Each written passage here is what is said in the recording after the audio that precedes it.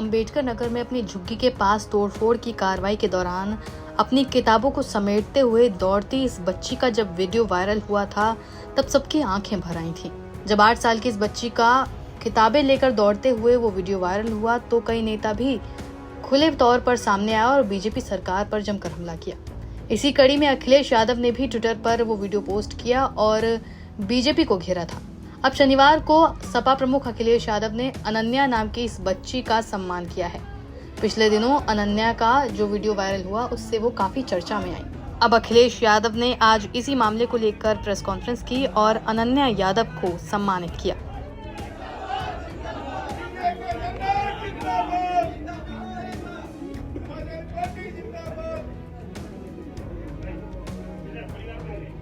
इस press conference में उन्होंने बीजेपी पर खूब हमला किया। हाल ही में यूपी में कुछ घटनाओं की खबरों के वीडियो दिखाने के बाद अखिलेश ने मीडिया से कहा कि पूरे प्रदेश में कानून व्यवस्था नहीं है। जीरो टॉलरेंस का नारा अब जीरो साबित हो रहा है। भाजपा के लोगों को भी न्याय नहीं मिल रहा। बता दें कि इसके पहले अखिलेश यादव ने ऐलान किया था कि वे अनन्या की शिक्षा का पूरा खर्च उठाएंगे। प्रेस कॉन्फ्रेंस में अखिलेश यादव ने 8 अप्रैल से 14 अप्रैल यानी कि बाबा साहब अम्बेडकर की जयंती के दौरान तक सपा द्वारा घोषित घर घर लोगों को जागरूक करने के अभियान के सफल होने का भरोसा जताया। सपा मुखिया ने कहा कि भ्रष्टाचार का ऐसा नजारा किसी सरकार में नहीं देखा होगा। एक आईएएस अधिकारी और उसके दलाल पकड़े गए। सुनने में आ रहा है कि वो एक नहीं कई लोगों का मैनेजमेंट करते थे। ये भ्रष्टाचार का मामला नहीं है, बंटवारे के झगड़े में पोल खुल गई। भाजपा का 80-20 का नारा भी नहीं चलने वाला। ये 80-20 का नहीं 90-10 का मामला है। आधी आबादी इनसे इतनी पीड़ित है कि कल्पना नहीं कर सकते। आधी आबादी और पीडीए को जोड़ दें तो हिसाब किताब 90-10 का बनता है। अखिलेश ने आगे कहा कि वे लोग कमजोर हो गए हैं और उनका वोट खिसक गया है। जनता जागरूक हो गई है। अब तो टैरिफ वाला मामला आ गया है। जो दोस्त थे उन्होंने बोर्ड दिखा दिया है। सरकार ये बताए कि हमारी आपकी अर्थव्यवस्था कहाँ खड़ी है। जो राशन पा रहे हैं उनकी प्रति व्यक्ति आय क्या होगी। दिल्ली वाले नहीं तो यूपी वाले बता दें, क्योंकि यूपी वाले तुरंत गिन लेते हैं। जो लोग निवेश लाना चाहते थे वो विनाश ले आए। उन्हीं का अधिकारी पकड़ा गया। सुनने में तो आ रहा है कि मुख्यमंत्री आवास में ही सब छिपे हुए हैं भ्रष्टाचारी लोग। जो लोग न जाने कहां पाताल से ढूंढ लाते थे लोगों को, पाताल में ढूंढने चले जाते थे। वो मुख्यमंत्री आवास में नहीं ढूंढ पा रहे कि अधिकारी वहीं छिपा हुआ है। अभी तो वो भी नहीं ढूंढ पाए। उस अधिकारी को भी कोई नहीं ढूंढ पाया जिसने उत्तर प्रदेश का, सुनने में आया है, अखबारों की खबरों में आया कि उत्तर प्रदेश के अधिकारी के कई 100 करोड़ रुपया दूसरे स्टेट में पकड़े गए थे। इसलिए जो लोग कमजोर हो गए हैं उनका अपना वोट खिसक गया। जनता जागरूक हो गई। जनता के सामने न किसान के सवाल पर सरकार के पे कोई योजना बना पाए। जो आय दो होनी थी वो नहीं कर पाए। नौजवान को नौकरी रोजगार नहीं दे पाए, आरक्षण नहीं दे पाए, महंगाई कम नहीं कर पाए, निवेश नहीं ला पाए। और अब तो टैरिफ वाला मामला आ गया। जो मित्र थे उन्होंने बोर्ड दिखा दिया कि हम कितना टैरिफ लेने जा रहे हैं, हम क्या परिवर्तन लाने चाहते हैं।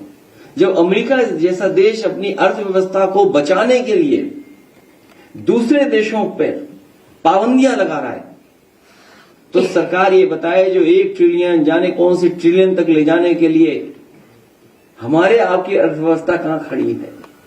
और अर्थव्यवस्था में भी झूठे आंकड़े।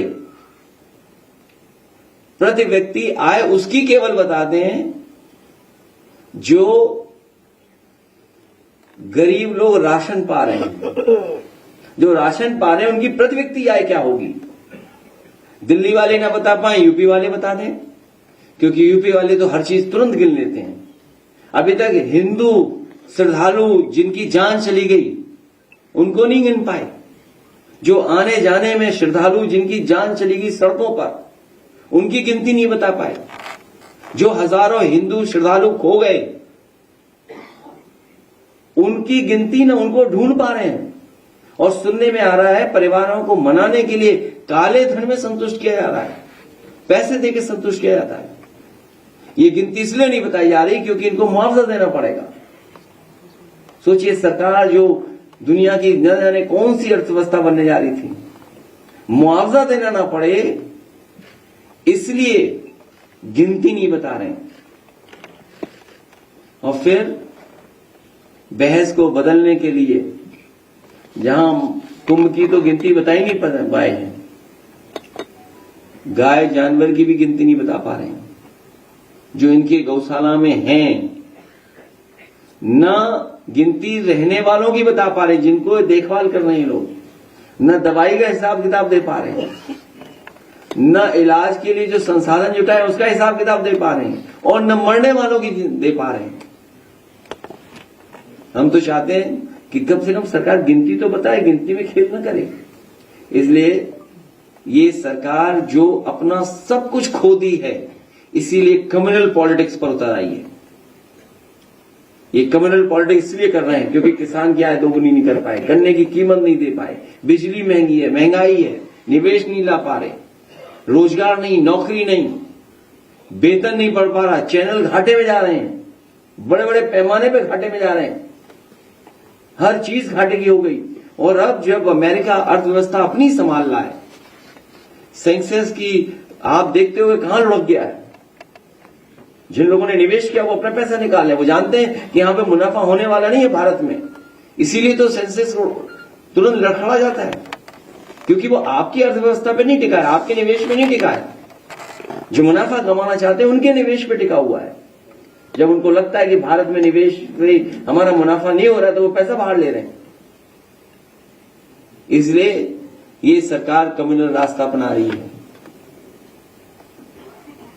मुझे उम्मीद है जो कार्यक्रम समाजवादी पार्टी ने घोषित किया है, बाबा साहब अम्बेडकर जयंती के अवसर पर 8 अप्रैल से 14 अप्रैल हम सभी समाजवादी लोग और पीडीए परिवार के लोग मिलकर के इस कार्यक्रम को सफल बनाएंगे और घर घर जाकर के लोगों को जागरूक करेंगे, क्योंकि संविधान ही हमारी संजीवनी है और संविधान ही हमारी ढाल है। जब कभी भी हमारे सम्मान पर आंच आएगी, जब कभी भी हमारे जान को खतरा होगा, तो यही संविधान हमारी ढाल बनकर के हमारी मदद करेगा।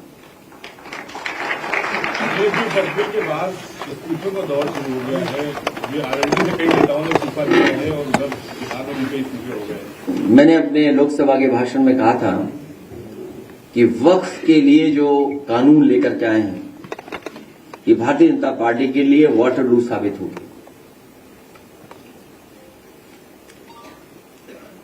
अभी अखिलेश जी, आपके दलित सांसद के घर पर जो है तोड़फोड़ की गई है और उस तोड़फोड़ में जो है इनका दिखाती है कि जब असलियत से बात करो, उनसे पार्लियामेंट में बात करते हैं सांसद लोग, तो बाहर आके वो तोड़फोड़ करते हैं और घर जलाने की कोशिश करते हैं, तमाम इस मुद्दों को भटकाने की कोशिश करते हैं।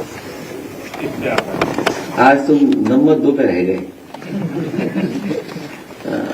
ये बेहद सेंसिटिव इशू है, इसलिए सरकार से ये मैं यही कहूंगा कि जब राज्यसभा में रिकॉर्ड से वो बात हटा दी गई और कई मौकों पर मैंने कहा है, पार्टी की तरफ से भी इस बात को कहा गया है कि इतिहास को नहीं पलटना चाहिए। जो इतिहास हमें खुशहाली तरक्की के रास्ते पे न ले जा सके, उस इतिहास को इतिहास ही रहने देना चाहिए।